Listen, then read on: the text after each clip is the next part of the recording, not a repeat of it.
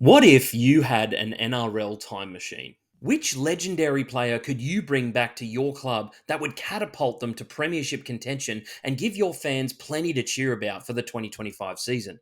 G'day guys, I'm Burgz, tipping expert and opinion piece specialist here on The Casual Athlete. And today I've devised a list of one player from each NRL club from the NRL era to come back and play in their prime for the 2025 season. Now, these guys weren't necessarily the best players of all time for their team, but I've kept it very specific for what I believe each team needs for the 2025 season. So without further ado, here is the retired NRL Era Legend that each team should bring back for this season.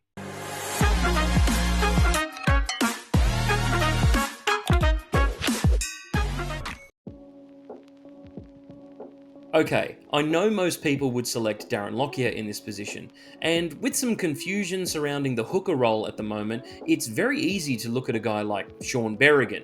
But I believe one of the Broncos' biggest weaknesses right now is their edge back row spot, and I've selected a guy that played a hell of a lot of second row. Big, bad Sammy Thaiday. Sammy Thaiday was an absolute weapon for the Broncos. He was super robust, a damaging ball runner, and had a great offload. If he's there in 2025, he waltzes into becoming the best second rower that the Broncos would have at their disposal.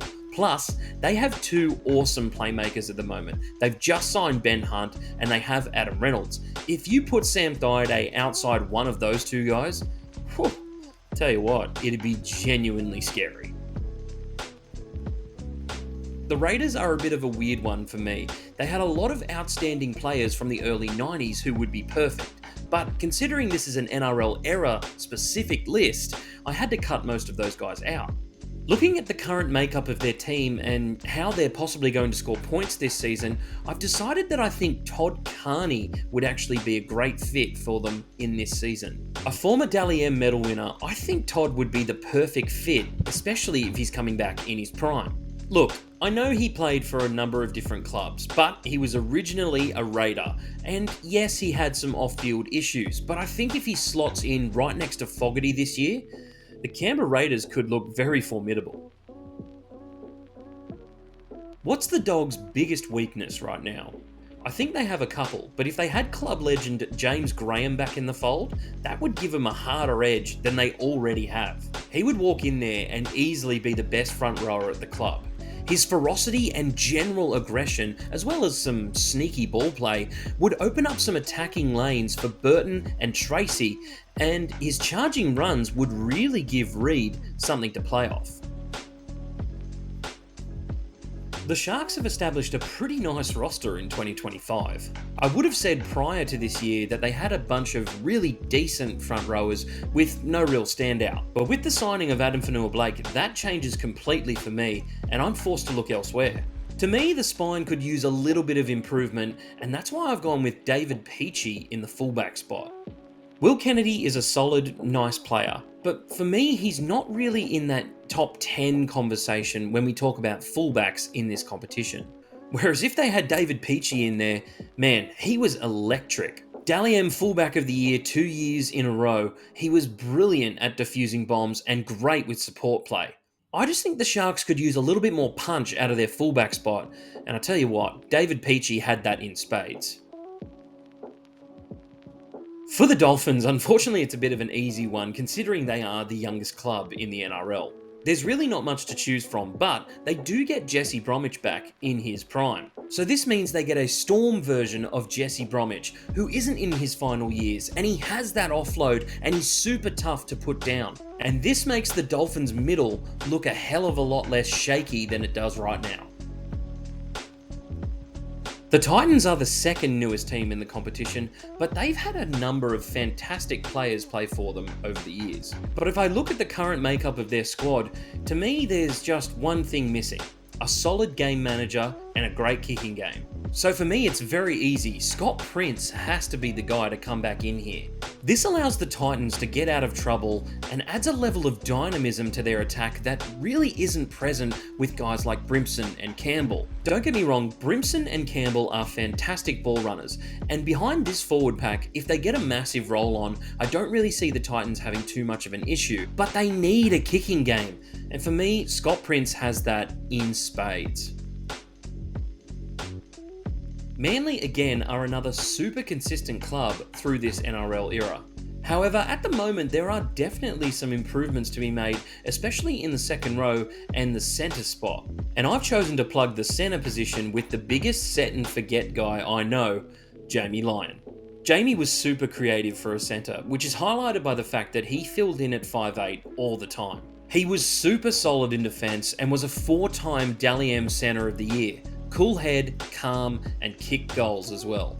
I just feel like Garrick is much better suited to being on the wing, and for me, Kula really hasn't locked down that centre spot at all. Plus, Lyon outside of Olakau'atu? Say no more. Melbourne. How do you improve Melbourne? Storm. How do we improve the Storm? They could use some stability in the middle, but I think it's pretty solid, and their spine is possibly the best in the competition. And if I'm to think of a guy who I believe really moves the needle for them, and I mean really moves the needle in a question mark position, for me, it has to be Greg Inglis at centre.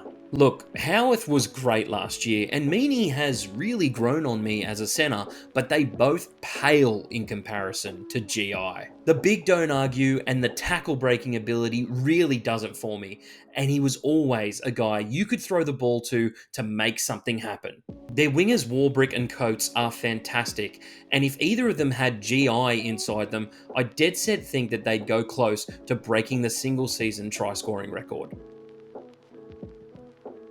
For the Warriors, there's only two guys that I'm considering for this spot, and they both play the same position, and they both have the same initials, Stacey Jones and Shaun Johnson.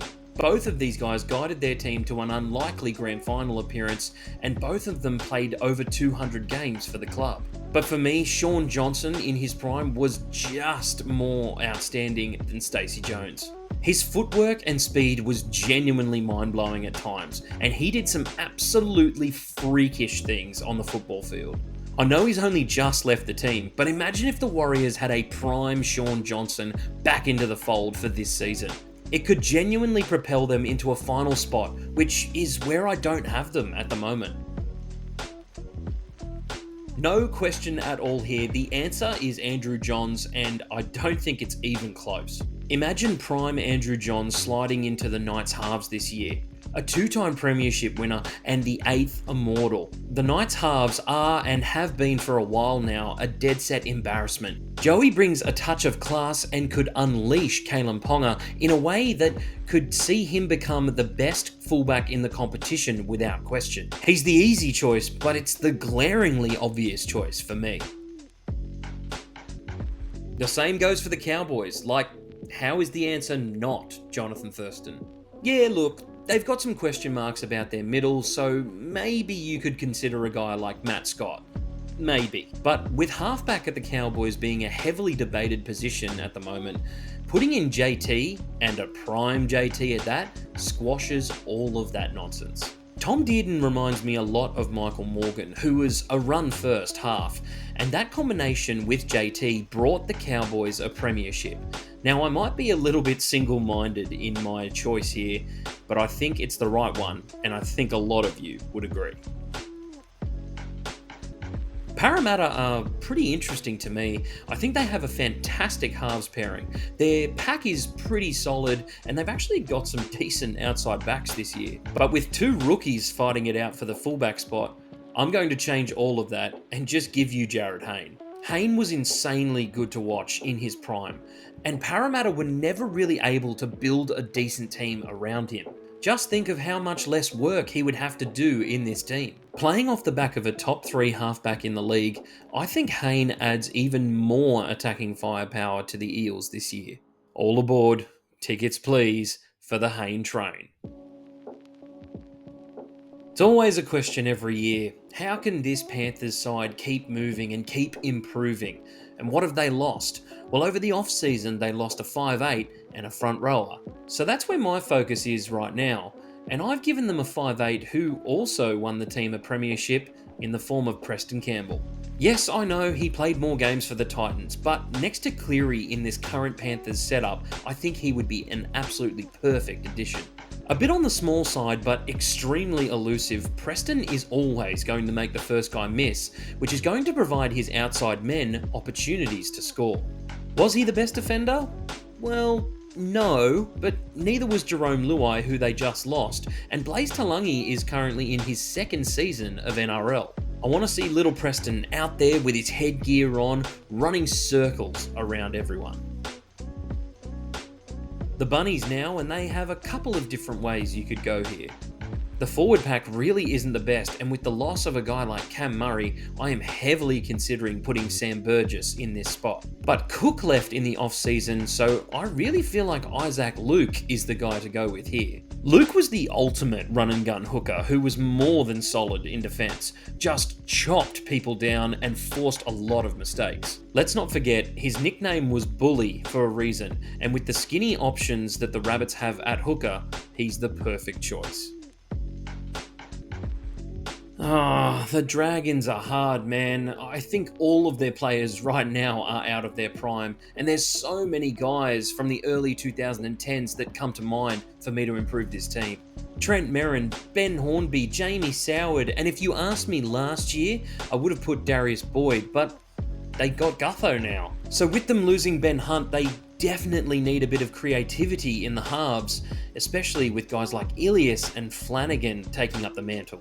So I've selected Trent Barrett as the man that I'm going with. Let's forget about his time as coach. Trent was always in and around State of Origin selection and was a big 5'8" that was hard to tackle. A silky passing game and a solid short kicking game. I think he's easily an upgrade on Ilias or Flanagan right now. From one big running 5'8" to another, Freddie Fittler is the guy I've selected for the Roosters for 2025. The halves for the Roosters this season are a mess right now, and Freddie could provide some stability to what is a bit of a turbulent roster at the moment. Freddie was an absolute poacher for the intercept and was consistently good at multiple positions, but he excelled in the halves. The most capped New South Wales Blues player of all time, Freddie can give this current Roosters roster the creative spark that they clearly lost with the retirement of Luke Keary. Oh, Tigers, man, where do you go here? I'm sure Benji is one that a lot of people would have, but in my opinion, they just signed a 4-time premiership winning half, and Lachie Galvin seriously looks the goods. For me, there's way more question marks in their forward pack, especially when it comes to edge back row. Samuel Afainu had a fantastic year last year, so a guy that I want to pair with him is the one and only Gareth Ellis. Now, I know some Tigers fans might be a little bit mad about this one. He did only play 75 games of NRL, but during the time that he was in the competition, the Tigers were considered a genuine premiership threat each and every year. He could hit a hole almost better than any back rower that I've ever seen play the game. His offload and tackle breaking was genuinely hard for other teams to match up against. I might be stiffing a few Tigers legends with this pick, but I believe this guy was genuinely special. So that's it for my list today, guys. What did you think? Let me know down in the comments section below, and let me know who you would bring back for your club in 2025. Make sure that you go and download TBC Live to join our tipping comp for your chance to win tickets to this year's grand final. The link is in the description below. If you enjoyed this video and you want to see more content like this, please make sure that you like and subscribe to the channel so that you don't miss out on any of our latest content. And guys, I'll catch you on the next one.